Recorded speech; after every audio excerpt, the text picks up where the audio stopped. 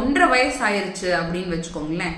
1.5 வயசு அளவுல கூட அவங்க இன்னும் வார்த்தைகள் எதுவுமே பேச ஆரம்பிக்கல அப்படின்னா அதுவுமே ஒரு மிகப்பெரிய ரெட் ஃபிளாக் தான். பிகாஸ் ஒரு 1.25 வயசுலயே குழந்தைகள் வார்த்தைகள்லாம் சொல்ல ஆரம்பிச்சிருக்கணும். பட் ஆனா 1.5 வயசு வரைக்குமே வார்த்தைகள் எதுவுமே சொல்லல அப்படின்னாலுமே அது ஒரு ரெட் ஃபிளாக நம்ம கன்சிடர் பண்ணணும். அடுத்த விஷயம் என்னன்னா, ஒரு 1.5 வயசு 2 வயசு ஒரு 2.25 வயசு ஆயிடுச்சுன்னு வச்சுக்கோங்களேன். இந்த ஒரு விஷயம் எப்ப வேணா நடக்கலாம்.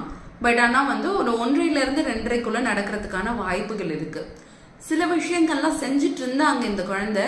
பட் ஆனா திடீர்னு அதெல்லாம் விட்டுட்டாங்க, அதை மறந்துட்டாங்க, செஞ்சுட்டு இருந்த விஷயத்தையும் இப்ப செய்யறதே இல்லை அப்படின்னு இருக்குன்னா இதுதான் நாங்க ரிக்ரெஷன் சொல்லுவோம். ஸோ இந்த ரிக்ரெஷன் இருக்கு அப்படின்னாலுமே நம்ம அதை க்ளோஸா அப்சர்வ் பண்றது ரொம்ப அவசியம். அண்ட் அதுவுமே ஒரு ரெட் ஃபிளாக்னு நம்ம கன்சிடர் பண்ணலாம். ரிக்ரெஷன் எதனாலலாம் ஏற்படலான்னு நிறைய காரணம் இருக்கு.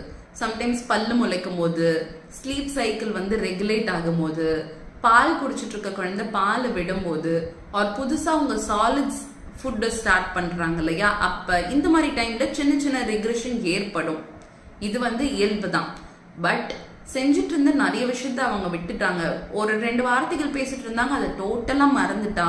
முன்னாடிலாம் சைகையிலையாவது பேசுவா, இப்ப சைகையும் விட்டுட்டா அப்படின்ற மாதிரி உங்களுக்கு தோணுச்சுன்னா இது கண்டிப்பா கவனிக்க வேண்டிய ஒரு ரெட் ஃபிளாக். ஸோ இந்த ஒரு சிம்டம் நீங்க அப்சர்வ் பண்ணீங்கன்னா கண்டிப்பா ஒரு ஸ்பீச் தெரபிஸ்டை இமீடியட்டா மீட் பண்ணணும்.